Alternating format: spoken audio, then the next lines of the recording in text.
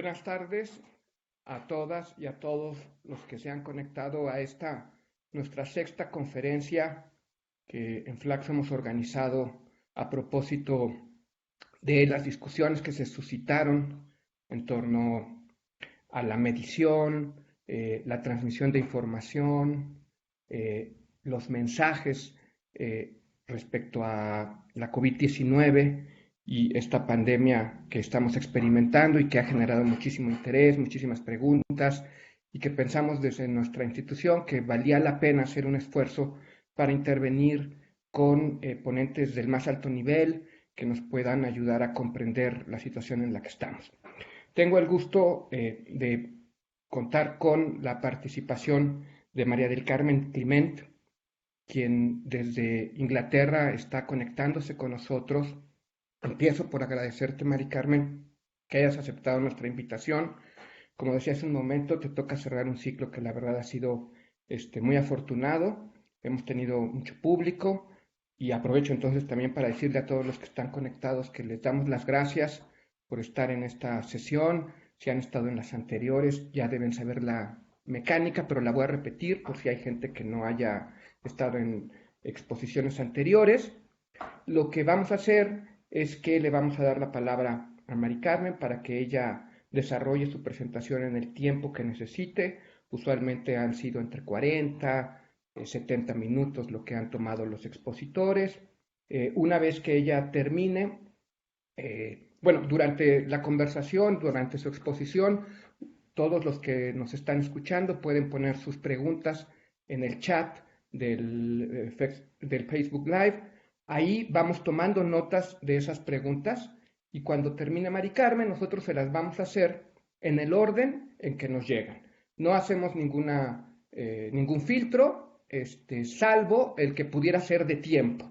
Es decir, si en algún momento nos hemos extendido demasiado, pues tendremos que cortar en la pregunta en la que vayamos, pero, repito, será en el orden en que las vayamos recibiendo, que se las iremos leyendo a Mari Carmen y ella contestará. Entonces, pues prácticamente para dar inicio a esta conferencia, quiero simplemente compartirles a quienes nos están escuchando que María del Carmen Clement es médica veterinaria zootecnista por la UNAM.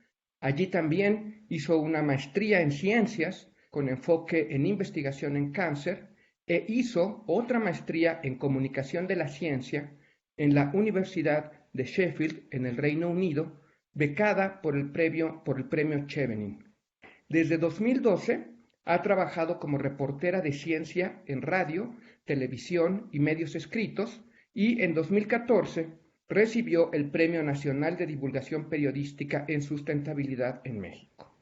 Actualmente, ella es asistente de investigación en el Winton Center for Risk and Evidence Communication en la Universidad de Cambridge, en el Reino Unido, institución dedicada a mejorar la comprensión pública de riesgos. María del Carmen es también desde 2017 miembro activo de la Red Mexicana de Periodistas de Ciencia. Mari Carmen, te agradecemos mucho que hayas aceptado dar esta conferencia y pues te escuchamos con muchísimo interés. Ay, perfecto. Pues bueno, gracias Nicolás, gracias por la invitación. Desde que me invitaron me sentí muy emocionada de poder participar en algo de Flaxo. He estado siguiendo las conferencias y he de decir que me dio mucho gusto sentir cómo el tema que les voy a presentar hoy de alguna forma se vincula sobre todo con el que dio ayer la doctora Georgina Flores. Entonces, espero que sea claro y que les resulte interesante. Y otra vez, gracias por la invitación. Bueno, voy a empezar a compartir pantalla. ¿Ven ahí, se ve bien mi presentación en este momento? Ya se ve, sí. Ya se ve. Ok, Sí. perfecto. Bueno, la presentación que les voy a dar se titula Riesgo en tiempos de pandemia, cómo se investiga y cómo comunicarlo. Les voy a compartir parte del trabajo que hace la institución donde trabajo, el Winton Center for Risk and Evidence Communication en la Universidad de Cambridge.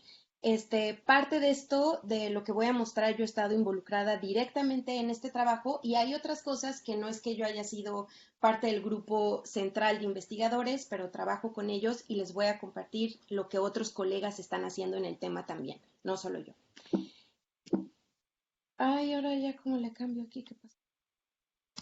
Ah, ok.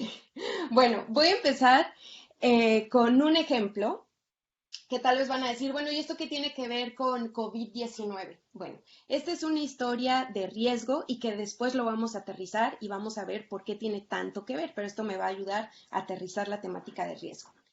Entonces, chequen este ejemplo. En 1995 resulta que en el Reino Unido se lanzó un anuncio oficial del Comité de Seguridad de Medicinas del Reino Unido y lanzaron una notificación escandalosa que anunciaba que las pastillas anticonceptivas duplicaban el riesgo de tromboembolismo venoso.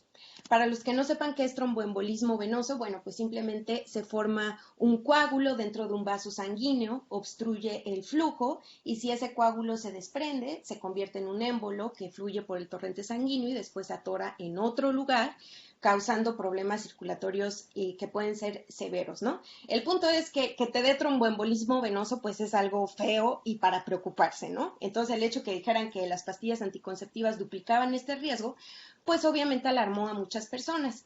Estas cartas, las cartas notificando esto se mandaron a 190,000 médicos generales en el Reino Unido y esta noticia se publicó prácticamente en todos los medios en el Reino Unido. Y pues, ¿qué pasó? Veamos las tendencias de abortos en Inglaterra y Wales en estos años. En 1990 eran 187,000 abortos en ese año, ¿no? Y resulta que ya iban a la baja, en el 94 ya eran 163,000. Después ocurre la noticia que se publicó en todos los medios y ¡pum! Los abortos se dispararon nuevamente y vean hasta abajo en 1998 el número de abortos que ocurrió, 187,000, ya era el mismo que lo que tenían 8 años atrás, siendo que ya habían logrado disminuir muchísimo la tendencia. Estos abortos se atribuyen a este escándalo de esta noticia simplemente y bueno, son incalculables los embarazos no deseados que ocurrieron, ¿no? De eso pues no hay número. Pero vamos a ver qué pasó y a qué se refería esta notificación de que las pastillas anticonceptivas duplicaban el riesgo de tromboembolismo. Veamos lo que dijeron. Las pastillas anticonceptivas duplican el riesgo de tromboembolismo venoso. Cuando vemos una expresión de ese tipo que nos avisa del cambio en la magnitud en un riesgo, se duplica, se triplica o lo que sea, esta es la cara que debemos poner. Ese meme famosísimo de ¿y eso qué rayos significa, no? ¿Qué significa que se duplica? ¿Que me voy a morir 2 veces? ¿Que me va a pasar 2 veces? ¿Que las cosas van a estar el doble de peor, sea lo que sea? La pregunta es, ¿duplican el doble de qué? Bueno, ¿y esto qué tiene que ver con el coronavirus y con COVID-19? Pues que así es como se nos reporta riesgo la mayoría de las veces, a través de ese tipo de expresiones. Y esa es la cara que tenemos que poner. ¿Qué rayos significa eso? Veamos estos ejemplos de cómo se está reportando riesgo en el contexto de COVID-19. Dice, ser hipertenso y mayor de 50 años, alto riesgo de morir por coronavirus. ¿Alto riesgo respecto a qué? ¿Quién sabe? Diabéticos tienen 3 veces más probabilidad de morir por COVID-19. 3 veces más que qué, pues quién sabe. Aquí las tasas de mortalidad por COVID-19 son 4 veces más altas entre aquellos que tienen diabetes e hiperglucemia. 4 veces más altas que qué. O fumadores y exfumadores tienen casi el doble de riesgo de padecer COVID-19 grave, según un estudio. Otra vez, ¿el doble de qué? Bueno, entonces, más o menos de eso va mi charla. Lo que voy a abarcar en esta plática es, vamos a ver qué es el riesgo, a qué se refiere ese concepto. Después vamos a explorar cómo se debería comunicar para que sea claro y entendible para la mayoría de las personas, y esto lo vamos a contextualizar con ejemplos de COVID-19. Y finalmente nos vamos a mover a otro terreno, que ya no es riesgo, sino percepción de riesgo. Ahí ya no se trata de números, sino de sentimientos. Y les voy a compartir investigación que ha hecho el instituto en el que trabajo y los resultados que se han encontrado en la población mexicana respecto a percepción de riesgo de COVID-19.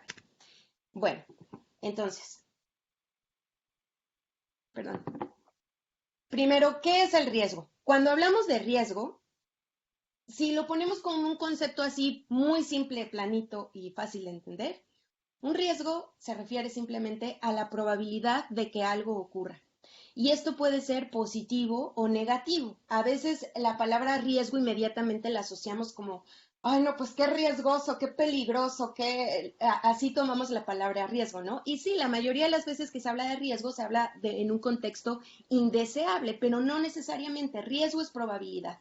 Y se calcula con una fórmula bien sencillita, que es número de casos observados entre número de casos posibles. Así de simple. Pero hay que tener en mente esto. En las historias periodísticas, en los medios de comunicación o en lo que nos reportan los tomadores de decisiones o los políticos, muchas veces lo que más nos reportan no es solo el riesgo de algo en sí, sino cuando hay algo que aumenta o disminuye la probabilidad de ese evento. Vamos a verlo con ejemplos específicos. Por ejemplo, se nos habla de diabetes aumenta 4 veces el riesgo de morir por COVID-19 o fumar duplica el riesgo de desarrollar síntomas graves de COVID-19. Es decir, ya no solo se nos dice la probabilidad de morir si te da o la probabilidad de tener síntomas graves, sino se nos dice cuánto la diabetes aumenta ese riesgo o cuánto fumar aumenta ese riesgo. Es el tipo de información que encontramos más frecuentemente cuando se reporta riesgo. Al inicio, sí, claro, en un caso como sí, claro que era noticia simplemente por ejemplo, la mortalidad, ¿no? Y entonces tenemos en todos los medios el cálculo de mortalidad, que si 5%, de 2 a 10%, dependiendo de dónde estemos. Y bueno, eso significa pues que en promedio 5 de cada 100 personas infectadas que les dio, mueren, ¿no? Pero eh, con mucho más frecuencia en los medios nos encontramos con información que reporta cambios en la magnitud del riesgo debido a otros factores. Por ejemplo, que si ser mayor de 60 años, tener diabetes, obesidad, fumar, resulta que todo esto aumenta ese riesgo. Pero la pregunta es, ¿cómo explicas el aumento de ese riesgo debido a esos factores? Y aquí les estoy mostrando cómo lo suelen hacer los medios de comunicación, cómo nos cuentan el riesgo y los cambios en la magnitud en el riesgo. Y aquí estoy diciendo medios de comunicación, pero he de decir que muchas veces desde los papers, desde los artículos científicos, se reporta riesgo de esta forma. Y esto se arrastra desde el paper hasta el comunicado de prensa, hasta la noticia y hasta la repetición por políticos, tomadores de decisiones, de todos. Este es un error generalizado. Quiero decir, un error si solo explicas esto, ¿no? Bueno, entonces veamos estos ejemplos que ya les dije, estos titulares donde nos dicen que el riesgo cambia 3 veces más probabilidad o 4 veces más alto o el doble de riesgo. ¿Cuál es el problema con estas formas de expresar riesgo?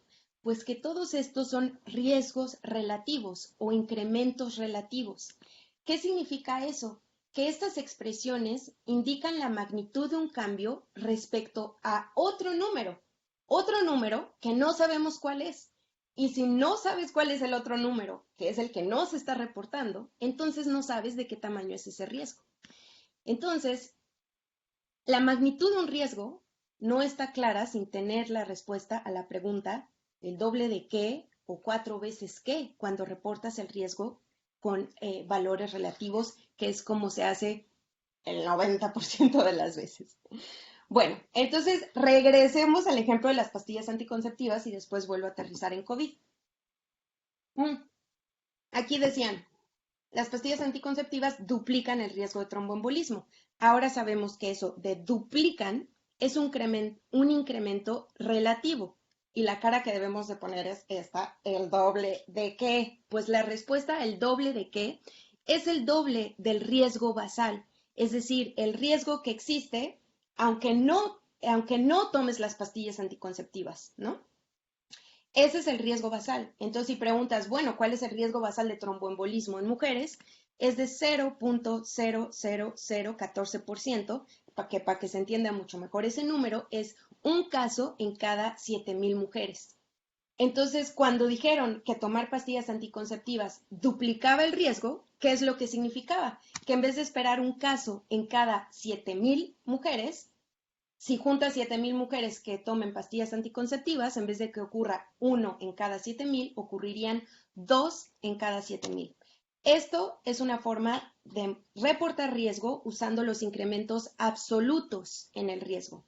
Y esta es la primera regla cuando se reporta riesgo. Siempre se deben dar los riesgos absolutos y no solo los relativos.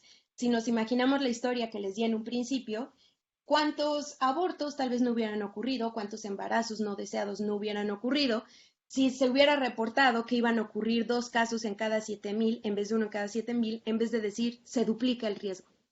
Bueno, entonces, en este caso, este es un claro ejemplo donde la gente maximizó la magnitud de un riesgo por esta falla en la estrategia de comunicación o por una comunicación deficiente e incompleta.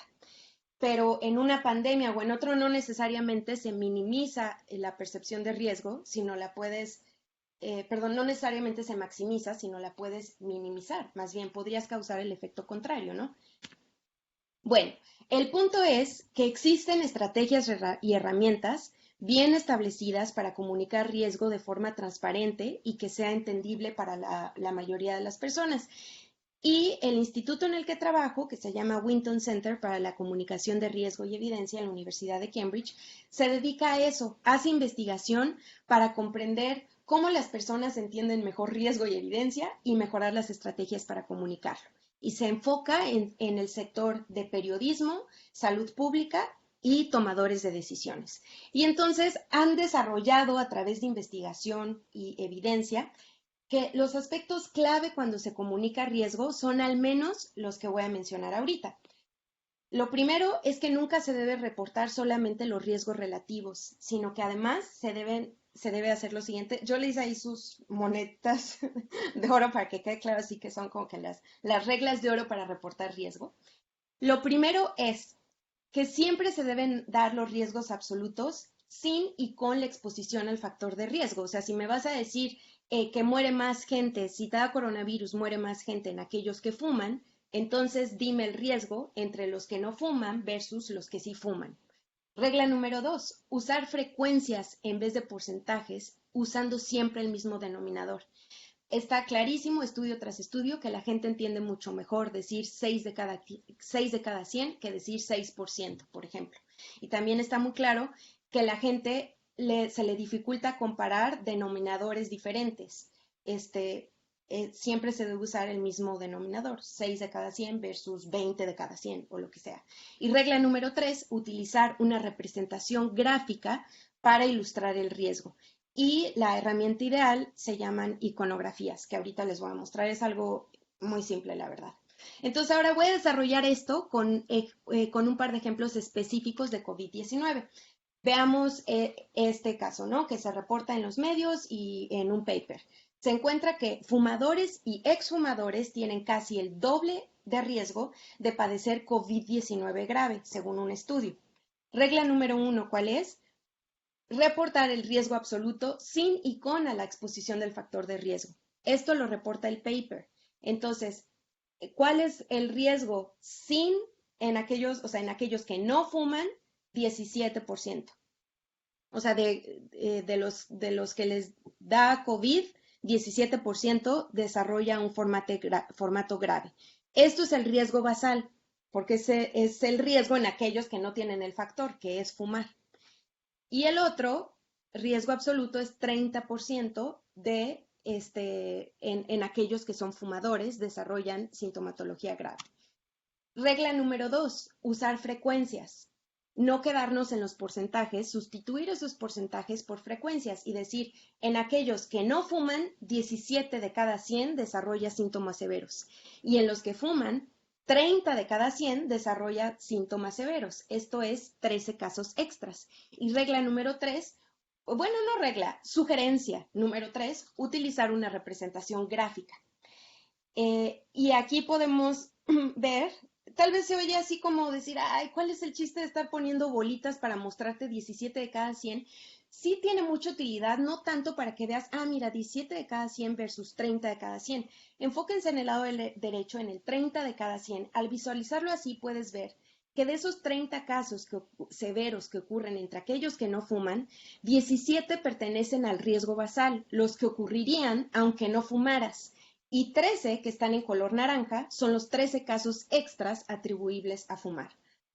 Esto es una forma mucho más completa y, digamos, clara de ilustrar y explicar el riesgo que simplemente decir el doble de riesgo, ¿no? Y ya. Entonces, aquí con otro ejemplo, si se dice que el riesgo de morir es 4 veces más alto si tienes diabetes o hiperglucemia, pues lo mismo. Los riesgos absolutos, 6% versus 29% en aquellos que tienen diabetes.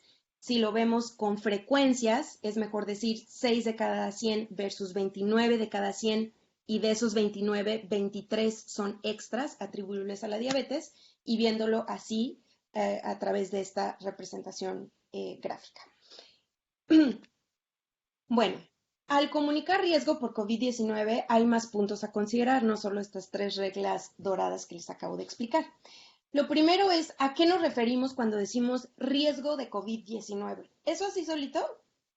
Podríamos decir que no significa nada, o que quién sabe qué significa, más bien.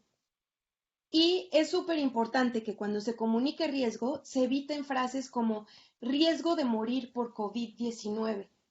Ese concepto es sumamente ambiguo y por sí solo no queda claro ni a qué te refieres, ni qué estás midiendo, ni nada de nada. Si lo dejas así, riesgo de morir por COVID-19, esto podría significarse 2 cosas. ¿A qué te refieres? Riesgo de morir de COVID-19 entre las personas que lo contraen, eso sería la tasa de mortalidad por infección, o al riesgo de morir por COVID-19 entre las personas que no lo tienen actualmente. Eso sería la tasa de mortalidad en la población.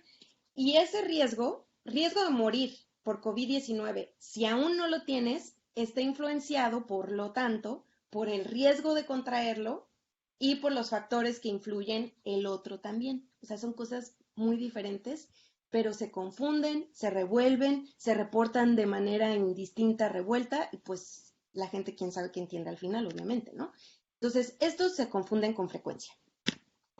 Y aquí les voy a compartir uno muy claro que acaba de pasar. En México no encontré uno, pero bueno, esto ocurrió en el Reino Unido y también podría ocurrir en México. Resulta que hace muy poquito, hace creo como 1 o 2 semanas, la Oficina de Estadísticas Nacionales del Reino Unido sacó un estudio que se reportó mucho en muchos medios de comunicación, donde concluyeron que en el Reino Unido los grupos de negros, asiáticos y de minorías étnicas tienen aproximadamente el doble de probabilidad de morir a causa de COVID-19. El estudio hizo explícito y muy claro que se referían a la tasa de mortalidad de la población. Es decir, identificaban que los negros, asiáticos y minorías étnicas tenían un riesgo mayor de contraer la enfermedad y como resultado mueren más. Ahora, ¿por qué la contraen más? Pues ahí sí ya son muchas cosas que yo no sé y ellos determinaron, ¿no? O sea, estilos de vida, acceso a salud, exposición al virus, varias cosas, ¿no? Pero entonces la BBC, que es el medio de noticias y de información más importante del Reino Unido, y es además como referencia mundial en cuanto a calidad de periodismo y muchas cosas, reportaron que los grupos minoritarios tienen 90% más probabilidad de morir si se enferman gravemente de COVID-19. Es decir, confundieron lo que el estudio reportó. El estudio reportaba tasa de mortalidad por la población y ellos lo reportaron como tasa de mortalidad por infección. Y eso es totalmente incorrecto. El origen étnico no es un factor de riesgo importante en los pacientes con COVID-19 hospitalizados. Así que hasta el mejor cazador se le escapa la liebre, porque la BBC se revolvió al reportar riesgo. Entonces, bueno, otro punto a considerar cuando se reporta riesgo. Otra razón más por la que se debe evitar decir cosas como riesgo de morir por COVID-19. Además de que quién sabe qué significa eso, como ya lo dijimos, ¿a quién te refieres? ¿A hombres o a mujeres? ¿Y a qué edad? ya sabemos que el riesgo es diferente, ligeramente diferente, es ligeramente mayor en hombres que en mujeres y además cambia muchísimo según la edad. A partir de los 40 años, el riesgo de morir por COVID-19, si te da, se dispara de manera exponencial, casi como se disparan igual otras causas de muerte en la población, ¿no? Entonces, sí, cuando se habla de riesgo de morir por COVID-19, eso está muy incompleto, nada claro y pues no está llegando la información que debería llegar a la gente, ¿no? Entonces, aquí les quiero compartir algunos ejemplos de por qué es tan importante cómo se explican los números y cómo se presentan los números a la gente. Son ejemplos bien sencillos, pero que lo dejan claro, ¿no? Un estudio mostró que, por ejemplo, tú le das a las personas 2 tazones. Un tazón tiene 10 pelotitas y una ganadora. El otro tazón tiene 100 pelotitas, 7 son ganadores. ¿Cuál escoges? Obviamente con la intención de ganar, ¿no? No de perder. Pues resulta que 53% elige de aquí. ¿Eso qué te dice? Que las personas se ven influenciadas inmediatamente porque el 7 es más grande que uno y que además se les dificulta establecer una proporción por tener denominadores diferentes. En uno es sobre 10 y el otro es sobre 100. Entonces, aquí la importancia de lo que les decía de usar denominadores al comparar siempre iguales. Aquí otro ejemplo. Se les pregunta a las personas, ¿qué tasa de mortalidad en cáncer es más alta? ¿Que mueran 1,286 de cada 10,000 o que mueran 24,14 de cada 100? Y también se les pregunta, bueno, ay, sí, perdón. Y también se les pregunta, ¿cuál de los siguientes representa un riesgo más alto? ¿Uno en 100, uno en 1,000 o uno en 10? Y pues resulta, esto es en Estados Unidos y Alemania, en Estados Unidos 25% responde mal, en Alemania 28% responde mal, y podríamos pensar que pues son preguntas bastante sencillas, ¿no? Bueno, de esto tenemos información de lo que sucede en México. Hace poquito el instituto donde trabajo corrió encuestas donde evaluaron alfabetismo de riesgo en múltiples países. Incluyeron desde Corea del Sur, Reino Unido, Estados Unidos, China, Irlanda. Si revisan la gráfica, van a ver que varios países están repetidos, incluido México está 2 veces, porque en varios países la encuesta se hizo 2 veces, en marzo y en mayo. Entonces, esto es interesante porque tenemos resultados en México. Entonces, se le preguntó a la gente, ¿cuál de los siguientes representa un riesgo más grande? ¿Uno en 10, uno en 1,000 o uno en 100? Y de aquí, aproximadamente el 25% de los mexicanos a los que se le hizo la encuesta se equivoca. Y esto que aquí hay un sesgo, digamos, en la población que se encuestó, puesto que era la muestra representativa por edad y por género, pero no por nivel socioeconómico, por el simple hecho de que se necesitaba acceso a Internet y computadora para participar en la encuesta. Entonces, ¿qué nos dice esto?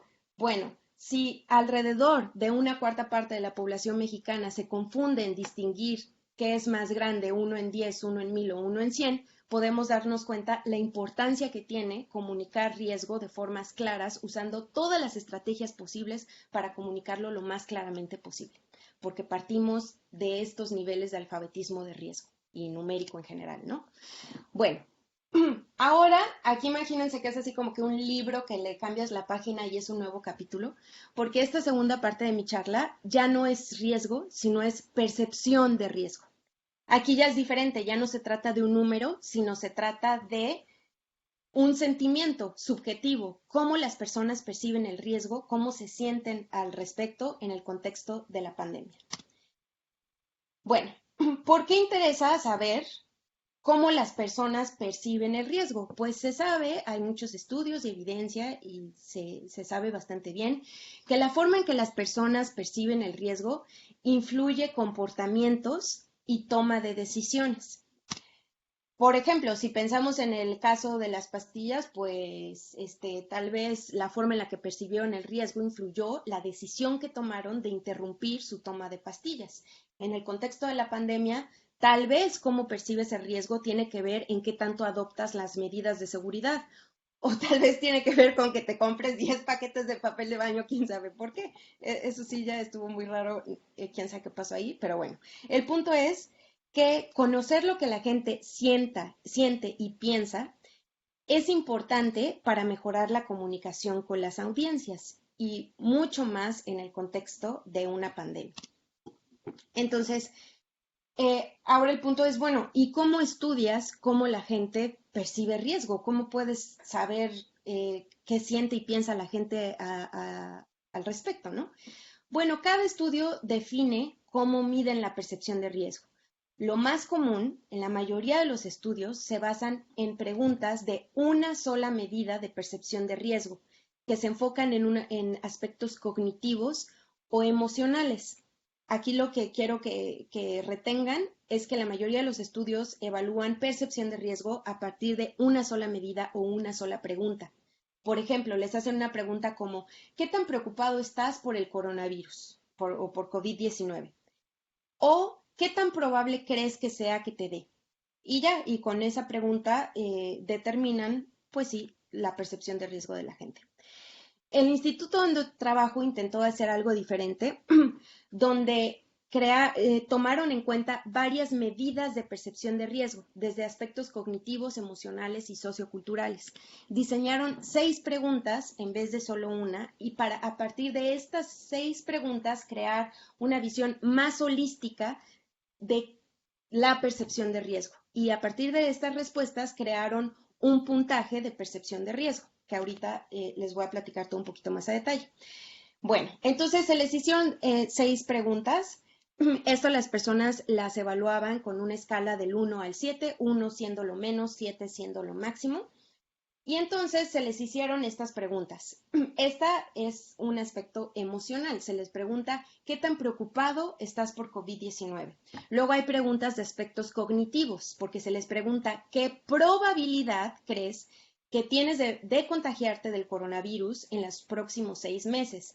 ¿O qué probabilidad crees que hay que tus amigos o familia se contagien del coronavirus en los próximos 6 meses?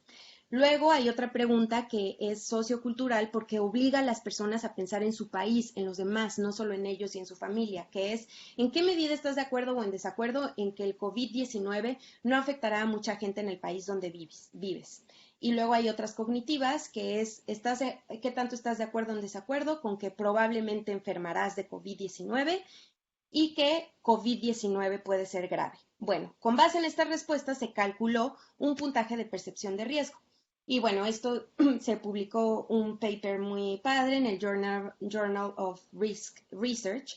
Y este estudio se hizo en 10 países, en el Reino Unido, Estados Unidos, Australia, Alemania, España, Italia, Suecia, México, Japón y Corea del Sur. Aquí he de decir que fue emocionante para mí saber que era la primera vez que el instituto incluyó a México en uno de sus estudios y bueno, pues ahora se los voy a poder compartir. Entonces, por ejemplo, cuando le preguntan a la gente qué tan preocupado estás por COVID-19, en una escala del 1 al 7, el promedio sale altísimo, 5.92. Y esto no es exclusivo de México. Si ven esta gráfica que les pongo aquí, vean el número 7 hasta el lado derecho, ¡pum!, todos ahí, ¿no? Entonces es como, ok, pues todos súper preocupados. ¿Qué tanto puedes concluir de eso, no? Entonces, cuando desmenuzan las preguntas y las plantean de diferentes formas para evaluar la percepción de riesgo desde diferentes ángulos, no solo cuánto te preocupa, sino cuánto crees que te dé a ti, a los demás, a tu país, todas estas preguntas, los puntajes que se obtienen son diferentes. Y con base en esto se calculó un puntaje de percepción de riesgo, que en México fue 4.78.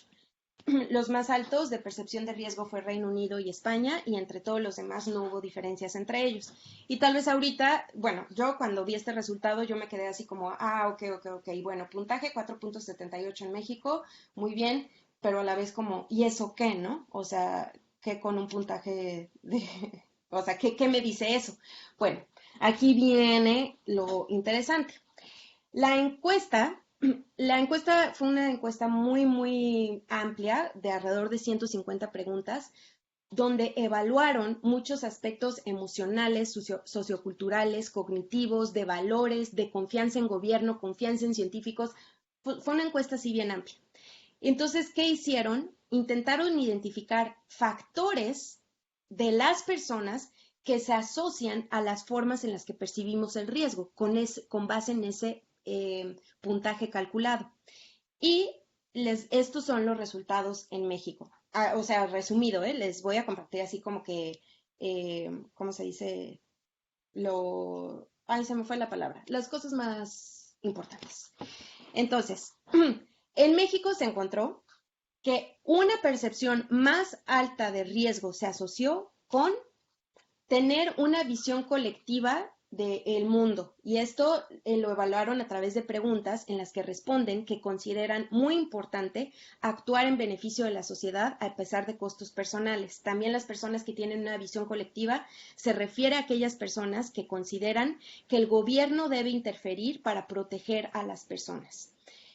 También perciben más riesgo aquellas personas que han tenido experiencias directas. Esto refiriéndose a haber tenido COVID-19 o creer haberlo tenido. Y otro es ser mujer. Las mujeres perciben más riesgo que los hombres.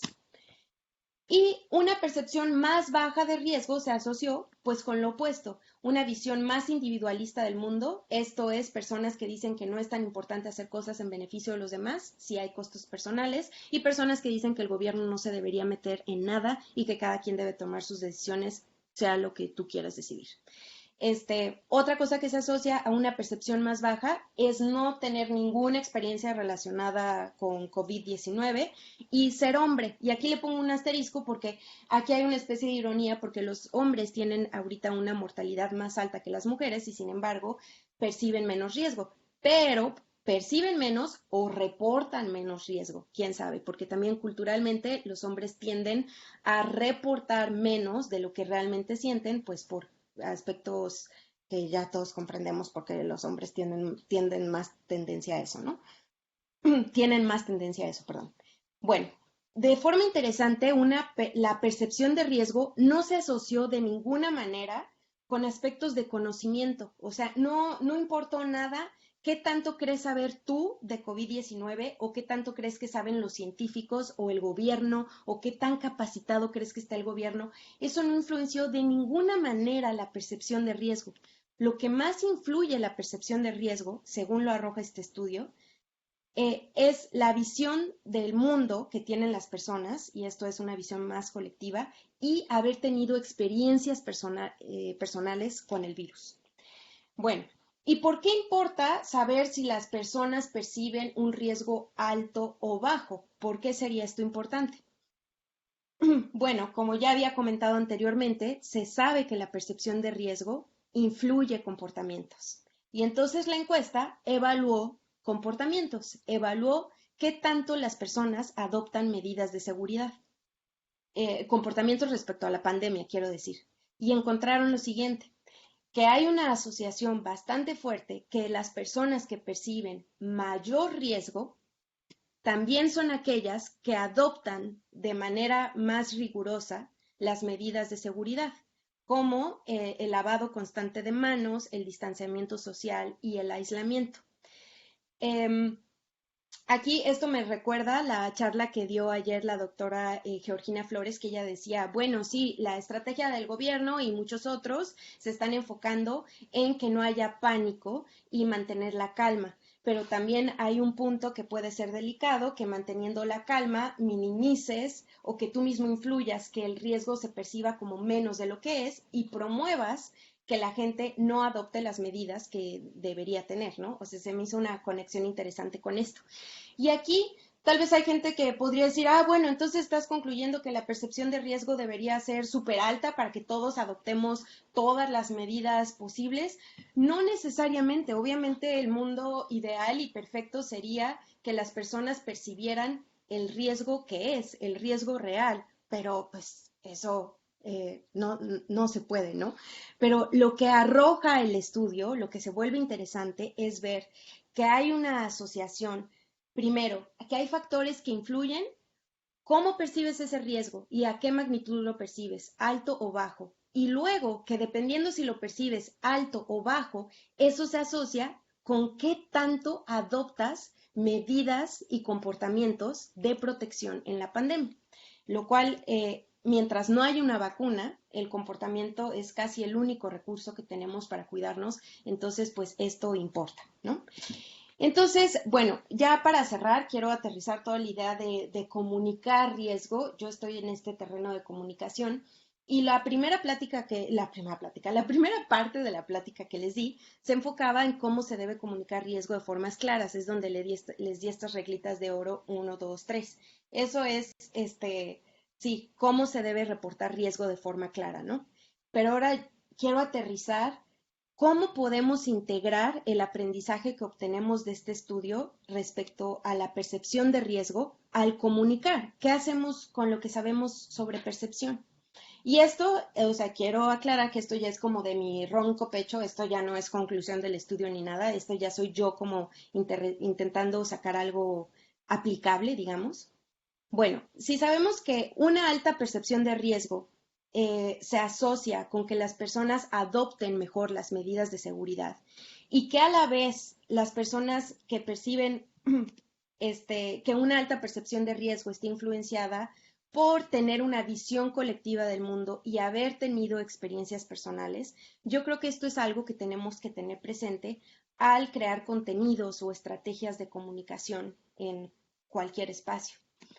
Eh, Creo que sería mejor no enfocarnos en comunicar únicamente los aspectos de conocimiento, de datos duros, de conocimiento sobre el virus, porque además la encuesta claramente arrojó que la percepción de riesgo no está influenciada por el nivel de conocimiento que hay o el nivel de comprensión que hay sobre el virus.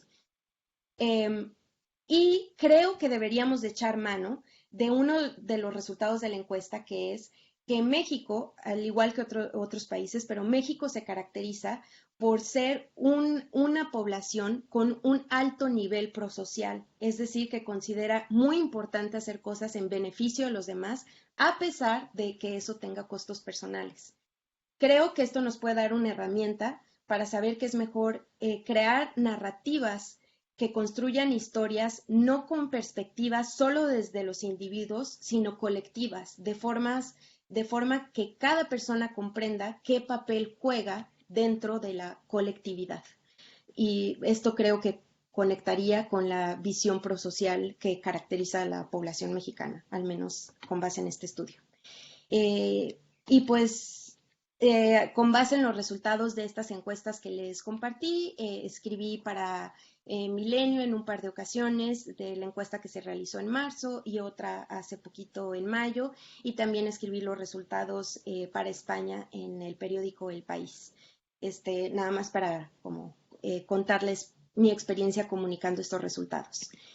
Y ya, aquí les comparto la página del instituto donde trabajo. Después lo que ven ahí es la portada de Risky Talk, que es un podcast de comunicación de riesgo. Lo presenta David Spiegelhalter, es el director del instituto y es un gran estadístico. Y ahí él habla de temas súper interesantes de cómo se debería reportar riesgo, no solo en COVID-19, también en cambio climático, en genética y muchos otros. Y bueno, ya, eso es todo. Ya, muchas gracias. Padrísimo, Mari Carmen, muchísimas gracias. Creo que ha sido una exposición muy interesante, sobre todo considerando la secuencia de las presentaciones anteriores, la del día de ayer de Georgina Flores y ahora la tuya. Creo que estamos pues haciendo un cierre muy atinado.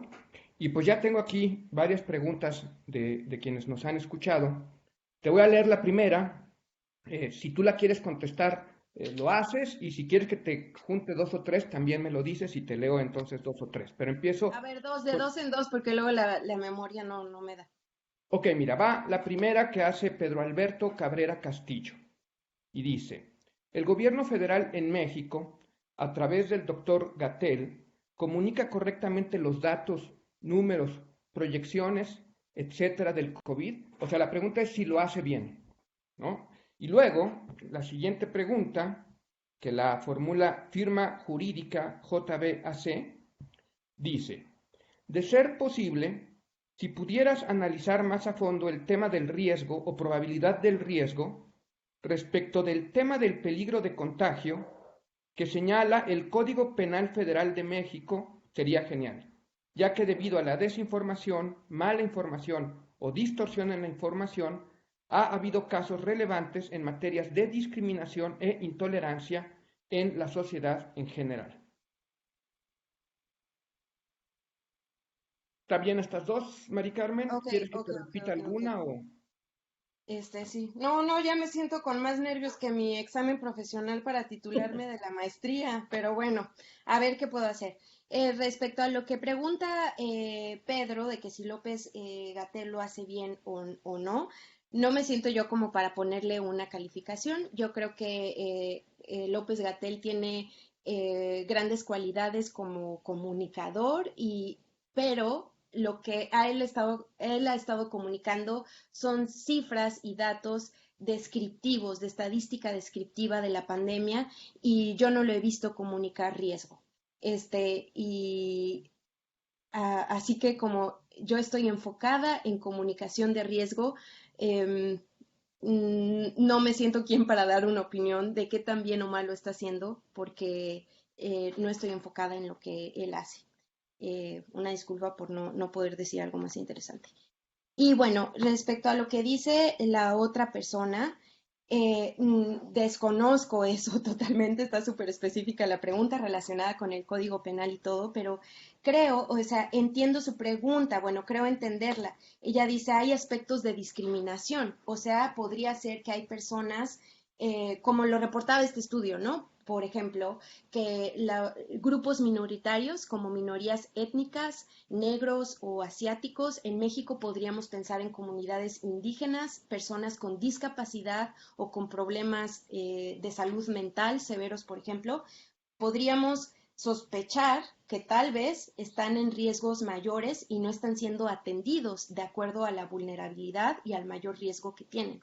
Entonces, no puedo dar el dato de si lo sé, pero creo que lo que ella está apuntando es sumamente interesante y sería bueno comparar cuál es el riesgo de la población en general o esos grupos no vulnerables versus grupos que tienen características vulnerables y que son normalmente discriminadas.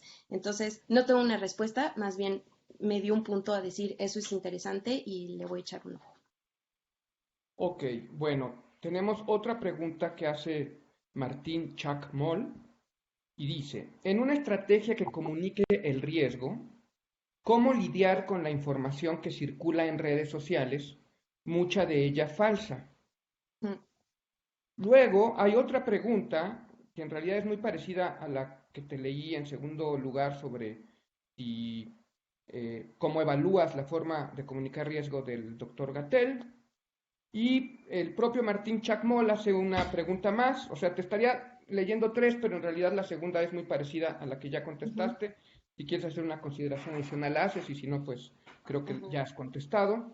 Y la segunda pregunta de Martín Chacmol es, ¿cómo se puede comunicar el riesgo cuando los datos acerca de un fenómeno, una pandemia en este caso, son imprecisos y cambian constantemente?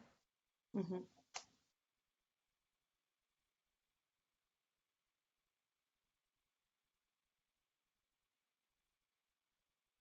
Ok, entonces, bueno, lo primero de Martín, ¿no?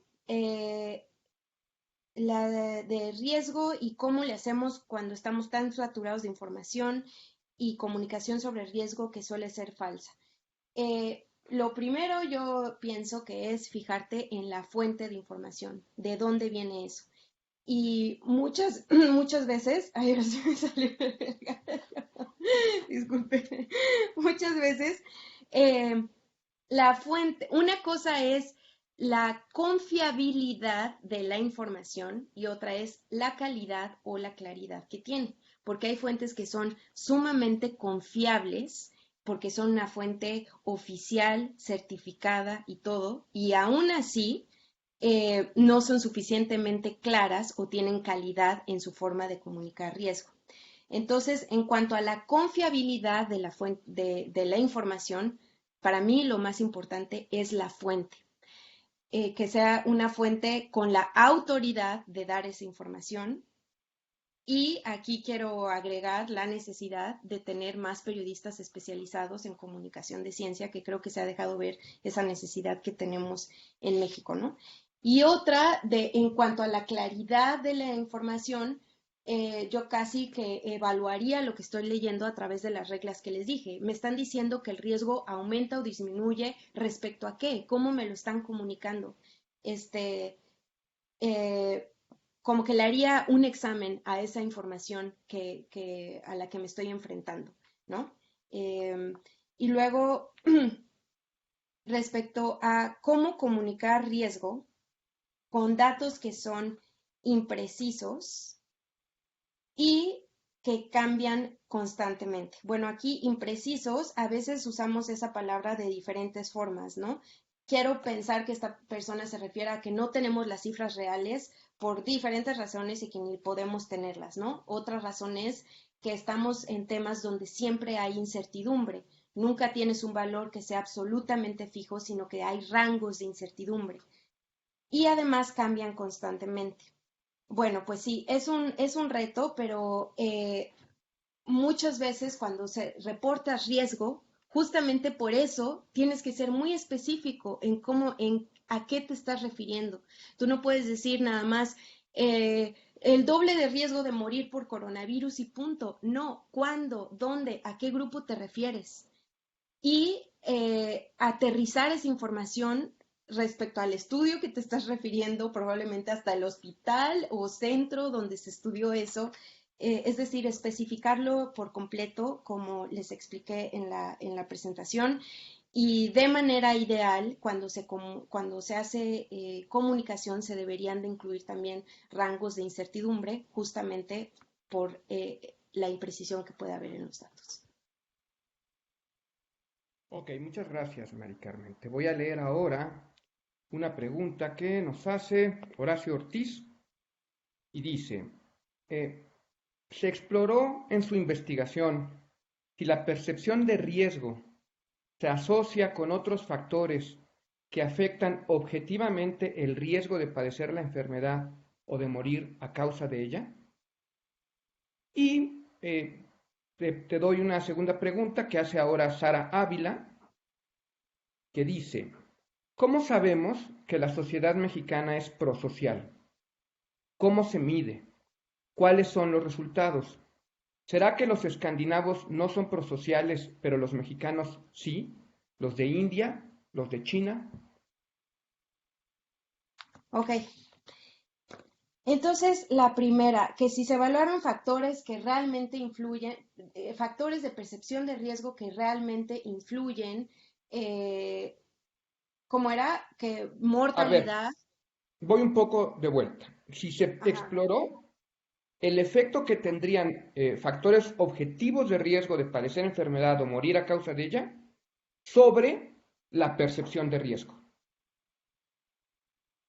no, la respuesta es no, no se midió eso. Lo que se midió es eh, factores que se asocian a cómo percibes de riesgo, desde demográficos, si eres hombre, mujer, nivel educativo, cosas así, aspectos cognitivos, emocionales, de confiabilidad en fuentes de información, y después se evaluó comportamiento en la pandemia. Y entonces se estableció una relación entre qué factores hacen que percibas más o menos riesgo y eso cómo influye que adoptes o no las medidas en la pandemia. Y en esos factores que se reconocen que influye cómo percibes el riesgo, los más relevantes fueron tener una visión prosocial, ser mujer y haber tenido experiencias personales con el virus.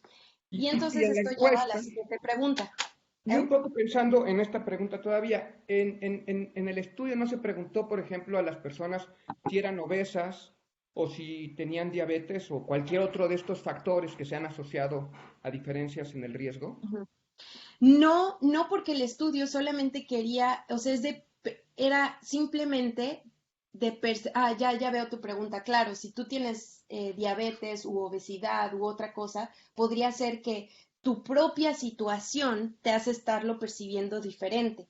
Sí, Exacto. mira, eso es un buen punto. No se incluyó eso como parte de la encuesta. No se incluyeron los factores individuales y de tu estado de salud como un elemento. Pero sí, claro, eso sería interesante ver, ¿no? De, bueno, si eres una persona que, por ejemplo, que fumas, tal vez estás más preocupado al respecto y quién sabe si más dispuesto a cuidarte y a cuidar a los demás, ¿no? Sí, eso no se midió. Entonces, ¿cómo sabemos que la sociedad mexicana es prosocial? Sí, este es un concepto prosocial, para empezar. ¿Qué significa? Que estás dispuesto a hacer cosas por los demás y que tienes una visión del mundo colectiva, en equipo, donde las personas deben tomar decisiones pensando en los demás y no solo por ti. ¿Cómo eso se evalúa? Pues a través de diseño de preguntas que te llevan a explorar eso, ¿no? Específicamente, una de las preguntas era que indicaras con una escala del 1 al 7 qué tan importante consideras hacer cosas en beneficio de los demás, aun cuando eso tiene costos individuales. Y México es de los países, es bien evidente en comparación de otros lo alto que califica ahí.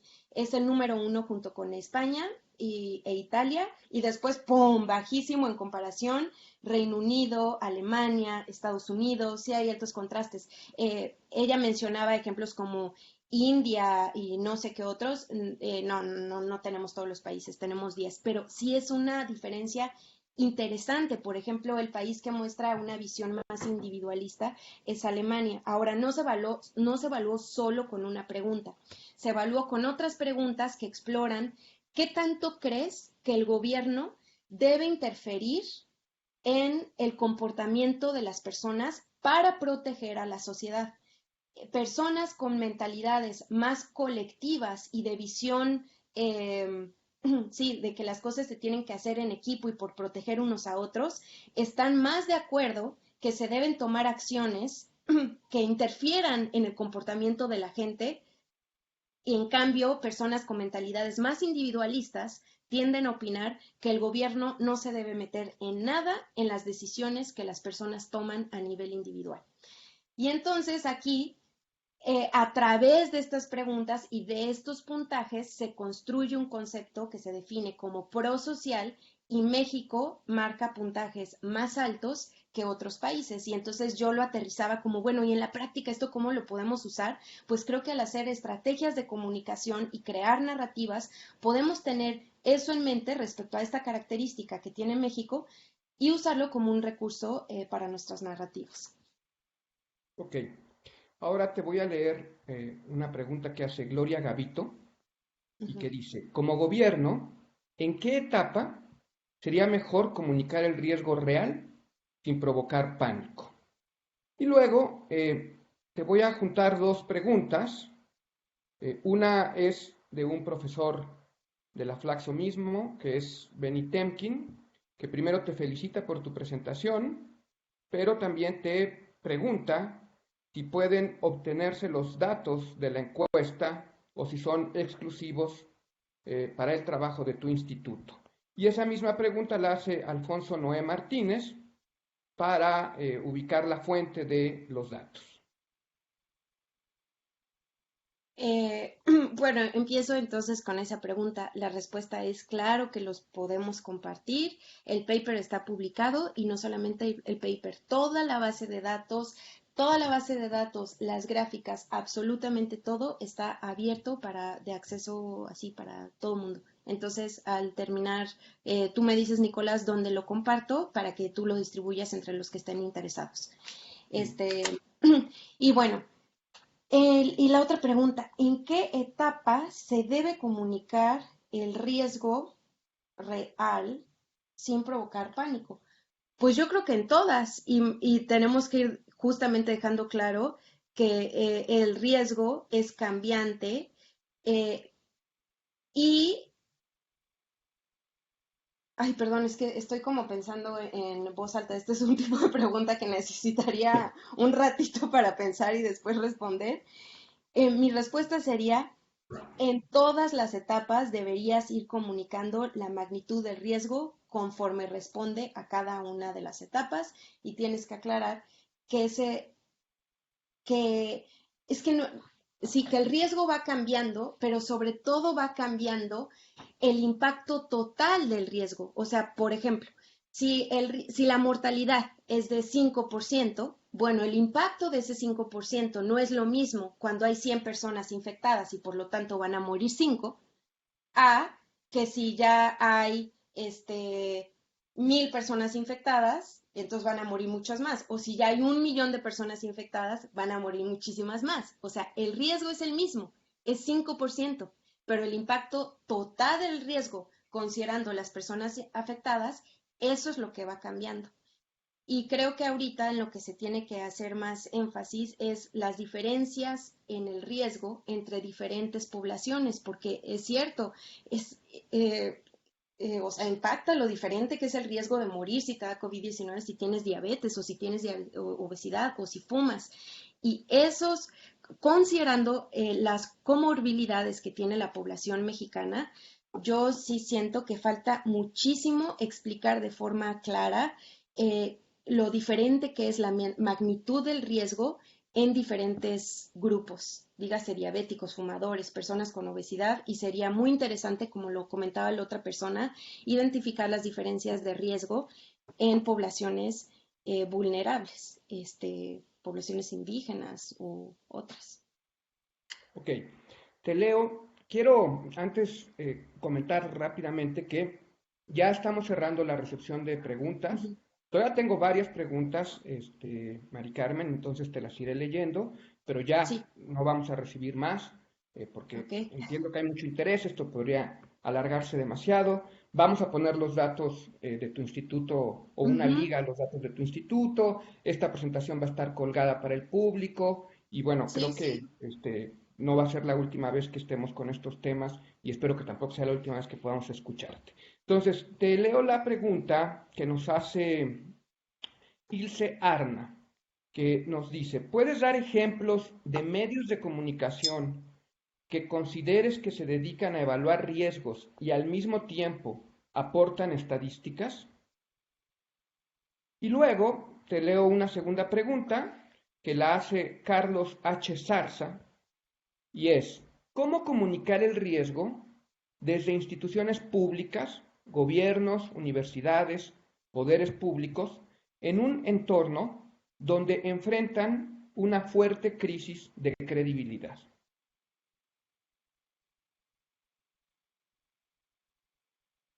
Ujú.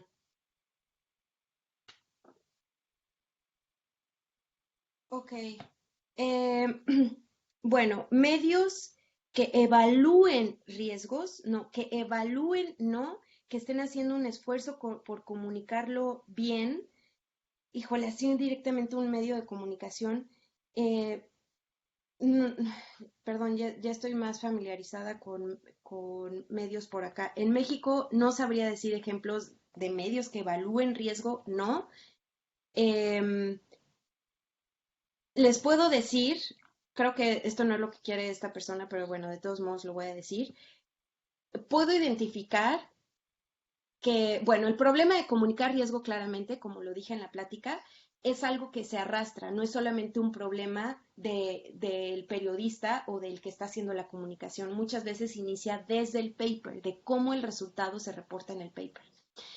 Y en ese sentido, por ejemplo, el Journal The Lancet, que es uno así de los más famosos, y Nature, están cambiando cómo se reporta riesgo. Están haciéndolo bien y están implementando todas estas medidas del ABC que les conté, bueno, el 1, 2, 3, lo están haciendo y se están volviendo como un modelo a seguir en la forma en la que reportan riesgo. Y eso se traduce en que esté mejor comunicado en medios de comunicación, en aquellos que reportan resultados publicados en estos journals, ¿no? Específicamente, bueno, aquí ya aparece aquí la promoción, pero es que este podcast de Risky Talk en serio está muy padre y se dedica específicamente a hablar de riesgo y cómo debería comunicarse en diferentes áreas, ¿no? Entonces es obviamente el ejemplo que tengo más claro. Eh, sí, eso siento que se me queda de tarea, la verdad. Perdón, no poder responder más. Y bueno, lo que dice Carlos Arza, ¿cómo comunicar riesgo en un entorno donde hay una crisis de credibilidad? Eh, Creo que para empezar, bueno, ¿quién está reportando? Se necesitan periodistas especializados reportando. Se necesita mejorar eso y la credibilidad de la información que das está también muy influenciada por tus fuentes, ¿no? Y cómo argumentas la evidencia de lo que estás diciendo. Entonces, si tú solamente sueltas datos al aire sin esclarecer de dónde viene esa información, no, pues sí, no es o suficientemente creíble, ¿no? Y aquí otra cosa, decir la fuente tampoco es suficiente, porque no es nada más, sí, porque lo dijo tal, entonces con los ojos cerrados ya lo creemos, ¿no?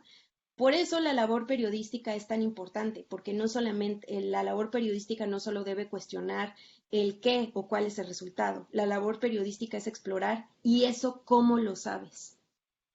Y entonces, con periodismo especializado que haga lo que debe hacer el periodismo, eso sería mucho mejor y tendríamos una visión mucho más crítica de los datos, incluyendo del riesgo. Muy bien. Te leo otra pregunta, ya son tres, o sea, te las voy a decir quizá todas juntas, ahorita tú me dices si le sigo o me detengo en alguna.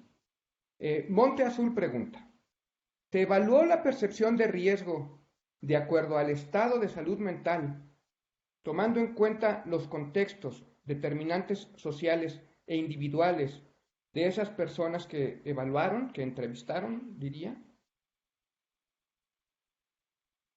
Ok, respondo. Eh, no es que se evalúe el estado de salud mental. Se les preguntó en escalas del 1 al 7 qué tantos problemas consideraban que estaban teniendo como resultado de la pandemia. Este, creo que esta persona lo que quiere es tal vez detectar si tienes depresión, ansiedad o cualquier otro problema de salud mental, qué tanto eso influye en la percepción de riesgo. No, o sea, repito, no se hizo primero un registro del estado de la salud ni física ni mental de la persona para hacer asociaciones con eso. No, lo que sí se evaluó es que tanto las personas consideran que la pandemia ha afectado su salud mental.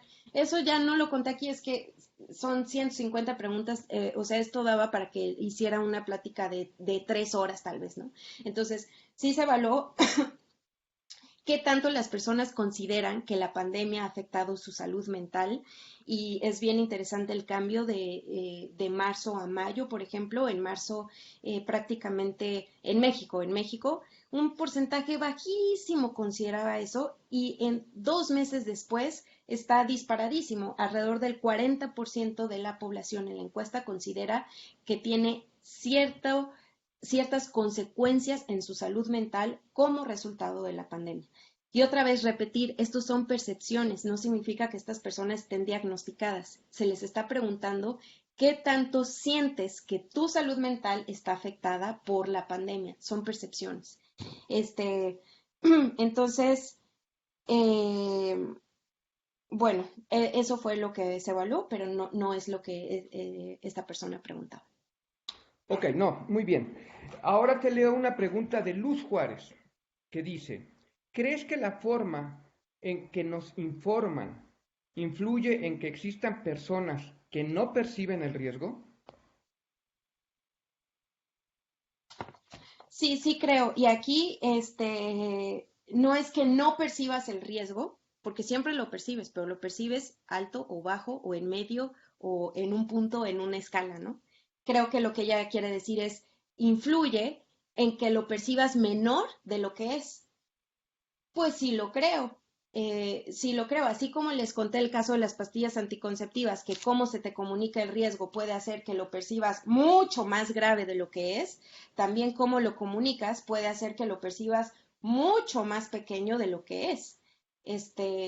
Y sí, eso ocurre mucho. Y si no es claro el caso, yo no estoy diciendo que esto está ocurriendo en COVID-19, pero en otros temas, por ejemplo, en cambio climático, pues creo que no nos está quedando nada claro, ¿no? Este, entonces, sí, la manera en la que se hace la comunicación y la información puede influir en que percibas menos o más. Sí. Ok, le voy a dar seguimiento a una pregunta que hizo hace un momento Sara Ávila precisamente sobre la orientación prosocial y que te hacía Ajá, mención de países sí. y te pide citas para encontrar medidas de sociedades prosocial y hace como una pregunta que es una suerte de hipótesis, nos lo dice, si tú crees que los países del sur global serían más prosociales que los del norte. Ay, mira, cómo quisiera tener aquí a mis colegas que son psicólogos sociales y son unos expertos en este tema. Yo ahorita no puedo más que compartir que lo que encontró la encuesta. Y sé que esto sí hay resultados muy interesantes de cómo varía la actitud prosocial eh, en diversos países, como les mencionaba, Italia, España, México tienen una actitud prosocial muy contrastante como con el Reino Unido, Estados Unidos, Alemania. Pero si ella me está pidiendo datos de otros países que no corresponden a otra encuesta, no tengo yo el conocimiento para ahorita sí decírtelo, ¿no? Pero sí tengo a los colegas que pueden saber al respecto. Entonces, también si después me quieren poner un correo con sus preguntas y yo lo puedo investigar más y compartirles, también con mucho gusto. Ok. Y bueno, ya la que sería nuestra última pregunta, Mari Carmen, que la hace, también ya había hecho una pregunta, firma jurídica JBAC, y Ujú. dice, en México ha habido campañas de comunicación basadas en fuentes de información poco claras, las cuales sugieren no salir de casa con la finalidad de no aumentar el riesgo de contagio, dando a entender que si una persona sale, será responsable de contagiar a otros. ¿Qué opinas de ello? Bueno, opino que hasta ahorita, con base en la evidencia, el recurso más importante que hay para evitar contagios es evitar el contacto entre las personas. Entonces, esta medida de seguridad de distanciamiento social está basada en evidencia, ¿no? De eso a que eso eh, se transmita de una forma donde se genere culpa o mayor responsabilidad entre aquellos que, que no pueden quedarse en casa por las razones que sean, bueno, eso sí, ya no me parecería del todo correcto porque sabemos que el quedarte en casa es una situación que depende de muchos factores, ¿no? De tu situación económica, del tipo de trabajo que tienes, muchas cosas. Pero que esta medida está basada en evidencia y que es un hecho que el distanciamiento social y el aislamiento es una de las herramientas más importantes que tenemos para evitar los contagios, eso es así y entonces en la medida de lo posible es elemental hacerlo, ¿no? Pues muy bien, Mari Carmen, muchísimas gracias. Eh, Han sido muchas preguntas, hay muy buena audiencia. Quiero pues agradecerles a todos los que han estado atentos a tu presentación, han hecho muchos comentarios, a quienes han estado atentos a otras presentaciones. Hoy terminamos con este ciclo de 6 conferencias. Todas van a quedar, por un lado, en el Facebook de la Flaxo, pero también las subimos en YouTube. Seguramente la próxima semana ya estarán todas, ahorita ya tenemos 3 arriba, de Ujú. tal manera que en cualquier momento pueden ver estas presentaciones. En nuestro Facebook ahorita mis colegas están poniendo tus datos de contacto, tu cuenta de Twitter, Ujú. han puesto incluso ya la liga para el podcast, han puesto la liga a Súper. los datos. eh, y bueno, pues queremos agradecerte esta presentación. Hay público que quizá conoce poco a la Flaxo, también quiero decirle a quienes nos están escuchando que pasen a visitar nuestra página. Por efecto de la pandemia pusimos nuestro catálogo de libros digitales a disposición de quien esté interesado. Hemos tenido actividades pues, de este tipo y seguramente seguiremos teniendo otras, además de que nuestras actividades académicas, de investigación, de docencia, siguen en la normalidad virtual en la que ahora estamos.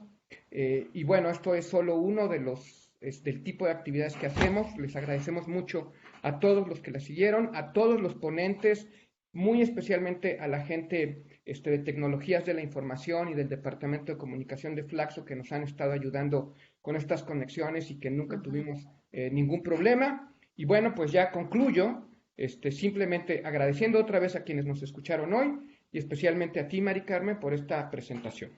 No, pues gracias, Nicolás, y gracias a todos los que escucharon. Ok, pues hasta luego y buenas noches para ti, Mari Carmen, buenas tardes para todos los demás. Buenas tardes para todos. Adiós. Adiós. Gracias.